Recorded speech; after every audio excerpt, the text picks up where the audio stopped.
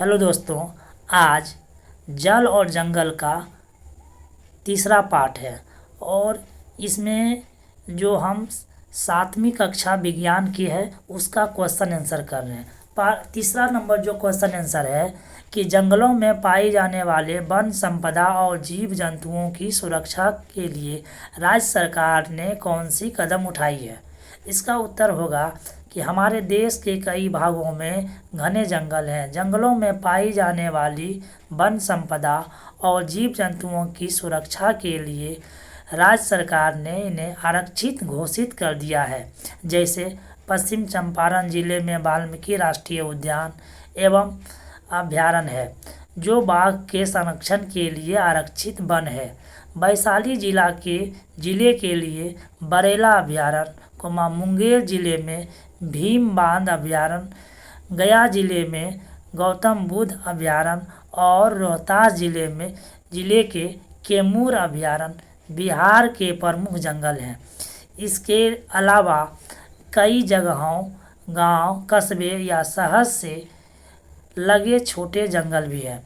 इस चौथा क्वेश्चन है कि वन एक गति की सजीव इकाई है, कैसे स्पष्ट कीजिए।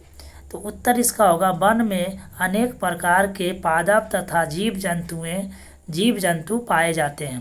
वन जीव जंतुओं को आश्रय, भोजन तथा पोषण प्रदान करने के साथ साथ नए पादप को पनपने और वृद्धि करने के अवसर प्रदान करते हैं।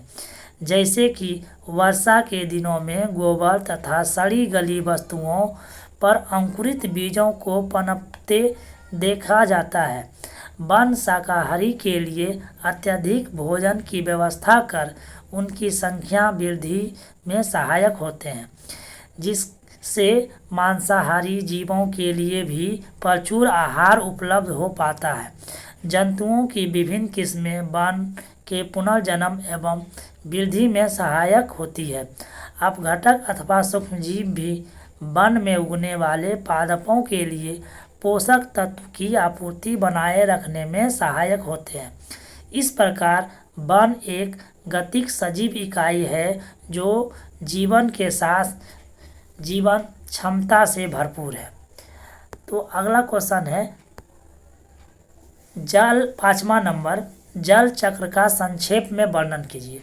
तो सबसे पहले इसके हम चित्र के माध्यम से देखिए। सबसे पहले क्या हुआ कि बारिश हुआ, बारिश होने के बाद ये नदी के माध्यम से बहता हुआ कहाँ आया, समुद्र में।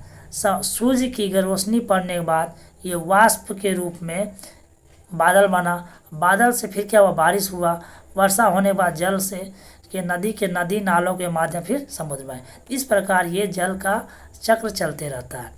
तो आप क्वेश्चन पढ़ते हैं, इसका आंसर होगा, क्वेश्चन देखिए, जल चक्र का संक्षेप में वर्णन करें। तो सूर्य समुद्रों, तालाबों, झीलों और नदियों के पानी को गर्म कर देता है। इन स्रोतों से जल लगातार वाष्पीकृत होकर वायु में मिलता रहता है। सूर्य की गर्मी पृथ्वी के सतह के निकट वायु को गर्म कर देती है। यह गर्म वायु हल्की हो जाती है और जलवाष्प के साथ ऊपर उठती है। वायुमंडल में अधिक ऊंचाई पर ताप बहुत कम हो जाता है और जलवाष्प ठंडी हो जाती है एवं जल के छोटी छोटी बूंदों में परिणत हो जाता है। जल के ये छोटी बूंदें बादल बनती है। जब बादलों में जल की छोटी छोटी बूंदों पास पास होती है तो जल के बड़ी बूंदें बनाती है। जल के ये बूंदें वर्षा के रूप में धरती पर गिरती है और नदियों से बहता हुआ पानी समुद्र में चला जाता है। यदि वायु का ताप अधिक सीमा तक ठंडा हो जाता है तो जल की बूंदें बर्फ के कणों में जम जाती है। यह कण आपस में मिलकर बर्फ की पतली परतें बनाती है जो ठंडे क्षेत्रों में बर्फ के रूप में गिरती है। पृथ्वी पर आकार या बर्फ पिघल जाती है और पुनः जल के रूप में परिणत हो जाता है और नदियों में बहता हुआ समुद्र में पहुंच जाता है। वर्षा जल का कुछ भाग वाष्पीकृत हो जाता है तथा कुछ भाग मिट्टी द्वारा अवशोषित हो जाता है और पृथ्वी के भीतर चला जाता है।